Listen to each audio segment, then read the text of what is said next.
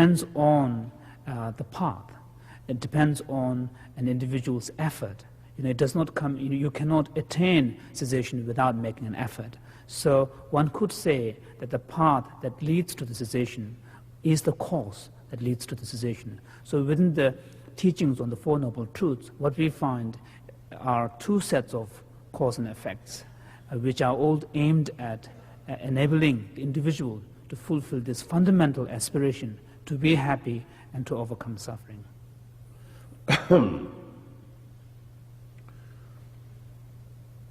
나 담바시 구름디 아니 둔데 중릉기 구름디 매버체 이 냠랭기 아니 나 냠노께단기 난갈 때는 구름디 송인체 동네 군중 고바 람스 담바시. And then the question could be asked if, of course, if that's the reason why Four Noble Truths are taught, then one could ask about why there is this specific sequence, why the Four Noble Truths are taught in a particular order, why suffering first and its origin afterwards. So here we should understand that these order has nothing to do with where things come into being in reality. Rather, it has more to do with how an individual can go about in practicing the Buddhist path and attaining realizations based on that practice. And that has to do with the order of the Four Noble Truths. 잠바고도 안다 유하면 나로리야 내는 시자 내지도니 방자라 대내 도저 맨날 땜바 차와 따르스 아니 동의주도 장고바다 대신람 아니 시자 방자 리고셔시 잡어셔시 땜바 차세 송니 딱 빼나 아주 내기 나의 동의를 뺏고네 아니 도마 내 너기 여기 그냥 시고 그래서 내 너기 여기 시베이나 다 신의 내들 민두별로 게임이잖아요 any natty do can't any chungdua, the Julia, they jundu. Maitreya states in his Uttara Tantra, Sublime Continuum, which is a text, he states that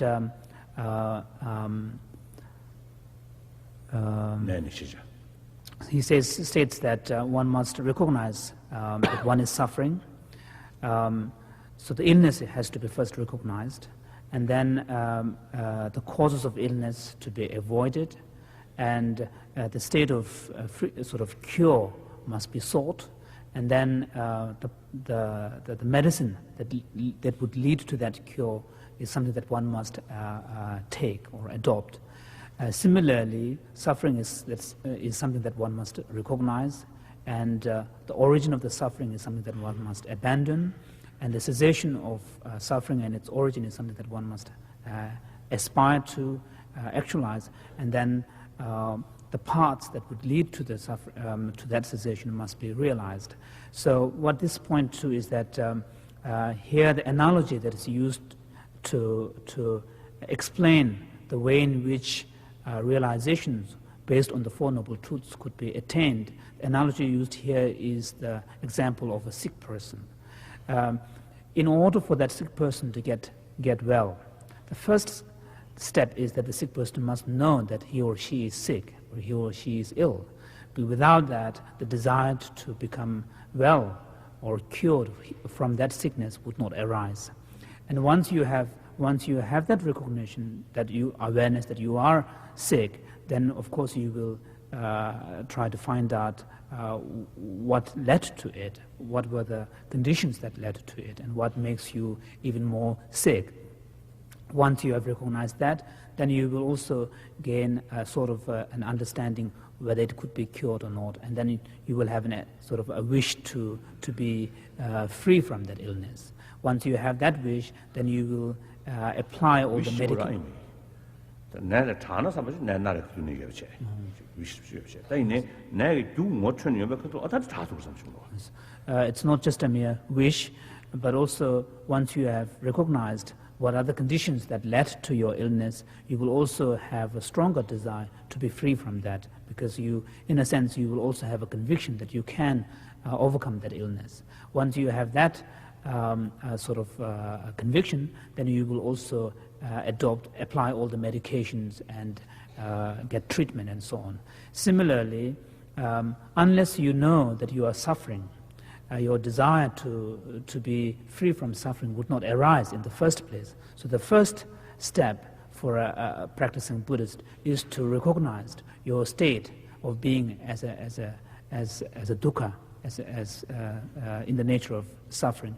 Once you have attained that recognition, then you will, of course, look into the causes and conditions that give rise to that state of suffering. 다전에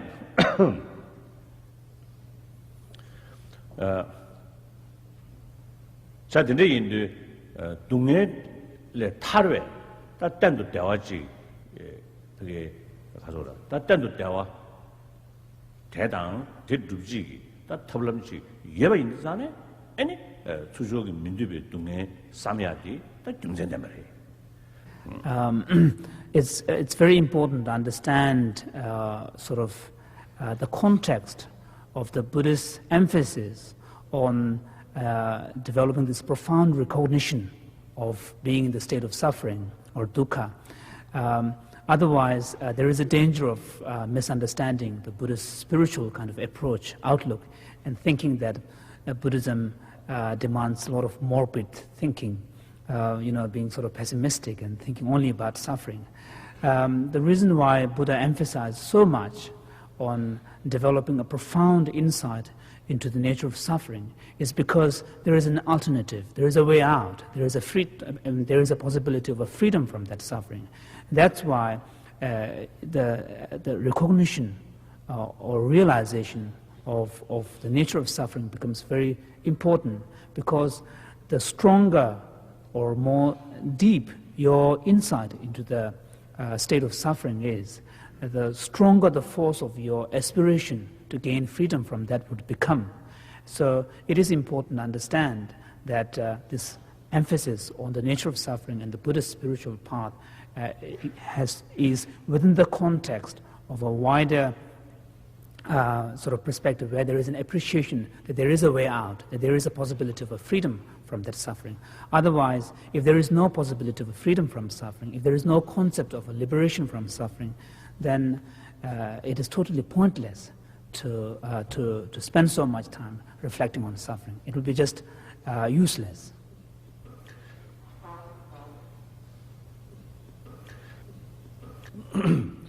다 군의 nhiệm vụ 군대다 남자하고 군대 이후디 바 군중다 아니 람댕기 딘 제부 용단디마 컨디션 만드셔 14로 전에 아니 야라주니디 도매 머리고 되는 두지는 남신에는 민수 가사리 계제자고 저와신 도스마다 아니 야라주니 송도 야라주니 룩중도 타네 아니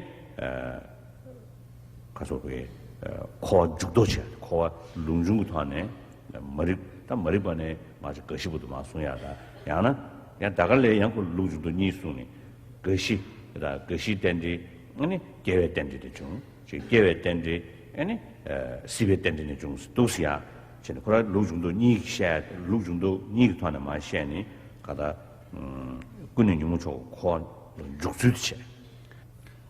So one could say that these two sets of cause and effects that I was talking about earlier refers to the process of an unenlightened existence on the one hand, which relates to the causal nexus between suffering and its origin, and then a process of an enlightened existence, which pertains to the causal nexus of a path and the true cessation. Now, when the Buddha elaborates the understanding of these two processes, then he taught what is called the teaching, the doctrine of the 12 links of dependent origination. These being the 12 members of the link being